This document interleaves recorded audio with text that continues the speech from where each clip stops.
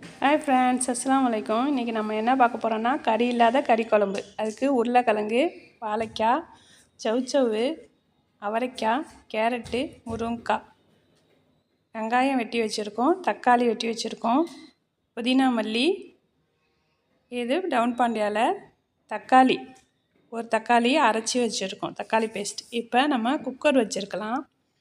Cooker ஏன் வைக்கிறேன்னா 1 pot rice மாதிரி, இது 1 பாட்டு குழம்பு. இப்போ நல்லாயிருக்கும்.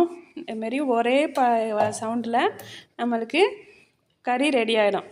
இது நம்ம குயிக்காக செய்யணும்னு நினச்சா இப்படி செய்யலாம். கவுச்சி சாப்பிடாமல் இருக்கிறவங்க இதேமாரி செஞ்சால் இன்றைக்கிங்க நம்ம இந்த மாதிரி செஞ்சு சாப்பிட்டுக்கலாம். இப்போ பட்டை, கிராம்பு, ஏலக்காய் அதை போட்டுக்கிறோம். வெங்காயம் போட்டு வதக்கிறோம். தகுந்தவொன்னே நெய் 1 ஸ்பூனு, தேங்காய் எண்ணெய் 1 ஸ்பூன் நான் ஊற்றியிருக்கேன். இப்போ நல்லா வதக்கி எடுத்துக்கிறோம். எவ்வளோ வெங்காயம் வதங்குறதோ அவ்வளோ வாசமாக இருக்கும் குழம்பு. வெங்காயம் வதங்கினோன்னே நம்ம இந்த டவுன் பாண்டி இலையை போட்டுக்கலாம். எங்கள் வீட்டு வாசலில் இருக்குது, நான் போட்டிருக்கேன். நீங்கள் உங்கள் வீட்டில் இருந்தால் போடுங்க, இல்லைன்னா ஸ்கிப் பண்ணிக்கோங்க, பரவாயில்ல. இது போடும் போது நல்லா வாசமாக இருக்கும்.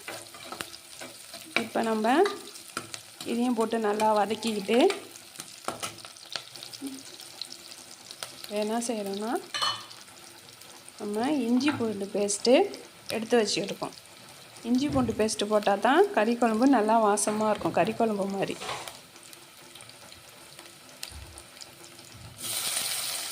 தக்காளி, இப்போ தக்காளியும் 2 பச்சை மிளகா வச்சுருக்கேன், அதையும் போட்டு வதக்கி எடுத்துக்கலாம். நல்லா வதங்கணும். நல்லா வதங்கினதுக்கப்புறம் இப்போ நம்ம உப்பு போட்டு வதக்குறோம். உப்பு போட்டு வதங்கும் போது நல்லா வதங்கும். இங்கே பாருங்கள், இந்த அளவு நம்ம வதக்கி எடுத்துக்கிறோம்.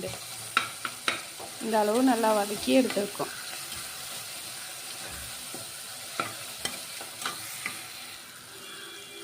பாருங்கள், இஞ்சி பூண்டு பேஸ்ட்டு நானே 1 ஸ்பூன் போட்டிருக்கேன். போட்டு அதையும் போட்டு நல்லா வதக்கி எடுத்துக்கிறோம். இப்போ 1 ஸ்பூன் மிளகாய்த்தூள் போட்டு நல்லா வாசம் வர அளவு, பச்சை வாசம் போகிற அளவு வதக்கி எடுக்கணும். இப்போ மல்லிக்கீரை, புதினா மல்லி 2ம் சேர்ந்து போட்டு நம்ம நல்லா வதக்கி எடுத்துக்கிறோம். வதங்கினோடனே நம்ம தக்காளி பேஸ்ட் அடித்து வச்சுருக்கோம்ல, அதை போட்டு அதையும் நல்லா வதக்கி எடுத்துக்கணும். அது போட்டு நல்லா கொதிக்கிற அளவு வதக்கிட்டு நம்ம எல்லா காய்கறியும் ஒன்றா போட்டுக்கிறோம். முருங்கைக்காய், உருளைக்கிழங்கு, வாழைக்காய். நீங்கள் இதில் ஏதாவது ஒரு காய் இல்லைன்றாலும் பரவாயில்ல, முள்ளங்கி மட்டும் போடக்கூடாது, மீதி காய்கறியெல்லாம் போட்டுக்கலாம். முள்ளங்கி, மாங்காவை தவிர மீதி நம்ம காய்கறி இல்லை காலிஃப்ளவரும் சேர்த்துக்கலாம். இதேமாரி செய்யும் போது நம்ம கறி இல்லாத கறி குழம்பும் நல்லாயிருக்கும். கறி மசாலா நான் அரைச்சி வச்சுருக்கேன் வீட்டில், அது போடுறேன்.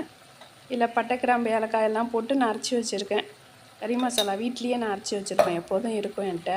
அதில் 2 ஸ்பூனு தண்ணி, 1 டம்ளர் ஊற்றுறேன். தண்ணி 1 டம்ளர் ஊற்றி நல்லா கலக்கிக்கிறோம். நல்லா கலக்கி இப்போ இதில் தேங்காவை போடுறேன். 1 மூடி தேங்காய் அரைச்சி வச்சுருக்கேன், அதையும் நான் போட்டுக்கிறேன். தேங்காயில் கசகசா இருந்தால் கொஞ்சம் கொண்டு வச்சு நீங்கள் அரைச்சிக்கலாம், இல்லைன்னாலும் பரவாயில்ல. கசகசா இல்லைன்னா முந்திரி கூட இருந்தாலும் போட்டு அரைச்சி வச்சுக்கோம். இப்போ நான் அரைச்சி வச்சு இல்லை உப்பு பார்த்து உப்பு போட்டுக்கிறேன். 1 ஸ்பூனு இந்த குழம்புக்கு தேவையான அளவு உப்பு போட்டுக்கிறோம். மசாலா பத்தில் கொஞ்சம் தண்ணியாக இருக்குது, அதனால் திரும்பி இன்னொரு ஸ்பூன் மிளகா போடுறேன். கறி மசாலா தான் நம்ம போட்டுக்கிறோம். போட்டு இப்போயும் கொஞ்சம் தண்ணியாக இருக்குது, இன்னும் கொஞ்சம் மசாலா போட்டுக்கிறோம். இது திக்காக இருந்தால் தான் இந்த குழம்பு நல்லாயிருக்கும். இப்போ பாருங்கள், கரெக்டாக வந்துடுச்சு. நம்ம இப்போ மூடி போட்டு விசில் போட்டு நம்ம ஒரே ஒரு சவுண்டு தான், அதுக்கு மேலே வைக்கவே கூடாது, 1 சவுண்டு வச்சுக்கிறோம். இப்போ அடுத்தது என்ன பார்க்க போகிறோன்னா காலிஃப்ளவர் சில்லி தான் செய்ய போகிறோம். இதுக்கு நான் இங்கே எல்லா பொருளும் எடுத்து வச்சுருக்கேன். இஞ்சி பூண்டு பேஸ்ட்டு, கறி மசாலா, மிளகு, ஜீரகம், மஞ்சள், கார்ன்ஃப்ளவர் மாவு. இதில் நான் கொஞ்சம் உப்பு போட்டுக்கிறேன். கார்ன்ஃப்ளவர் மாவோட கொஞ்சம் அரிசி மாவும் போட்டிருக்கேன். நீங்கள் கொஞ்சம் போட்டுக்கோங்க. அதேமாரி போட்டு இதை நல்லா கலக்கி அது மாதிரி தண்ணி கொஞ்சம் ஊற்றி நம்ம கலக்கி எடுத்துக்கிறோம். கலக்கி எடுத்து கார்ன்ஃப்ளவரை நான் சுடு தண்ணியில் போட்டு வச்சுருக்கேன். அதையும் நல்லா கலக்கி எடுத்துக்கிறோம். கலக்கி எடுத்து இந்த பாருங்கள், இதை நல்லா இதேமாரி கலக்கிக்கிட்டோண்டாக்கா காலிஃப்ளவர் சில்லி ரெடி ஆகிடும். நம்ம இந்த புளி இல்லாத குழம்புக்கு இந்த காலிஃப்ளவர் சில்லின்னு ரொம்ப நல்லாயிருக்கும். கொஞ்சோண்டு லெமன் எடுத்துக்கிறேன். லெமன் புளியும் போது இந்த காலிஃப்ளவர் சில்லி சூப்பராக இருக்கும். பொரிச்சிட்டு வேண்டாலும் ஊற்றிக்கலாம், இல்லை இதுலேயே வேண்டாலும் ஊற்றிக்கலாம். இதுலேயே ஊற்றினா இன்னும் நல்லாயிருக்கும். இப்போ நம்ம ஒரு சவுண்டு வந்துடுச்சு. குழம்பத்தை இறக்கி பார்க்குறோம். இங்கே பாருங்கள், இந்த மாதிரி ரெடி ஆகிடுச்சி. கரெக்டான பதத்துக்கு ரெடியாக இருக்குது. நம்மளுக்கு கறி இல்லாத கறி குழம்பு டேஸ்ட்டாக இருக்கும். நானே இப்படி தான் சில நேரம் வச்சுருப்பேன். இங்கே பாருங்கள், வானலியில் எண்ணெய் ஊற்றி நம்ம காலிஃப்ளவர் சில்லி போட போகிறோம். காலிஃப்ளவர் சில்லி போட்டு நம்ம சாப்பாடு வைக்கலாம் இன்ஷா அல்லாஹ். காலிஃப்ளவர் சில்லியை நல்லா பொரித்து எடுக்கிறோம். இவருங்க பொரிச்சிட்டேன். திருப்பி போட்டு நம்ம பொரித்து எடுத்துக்கலாம்.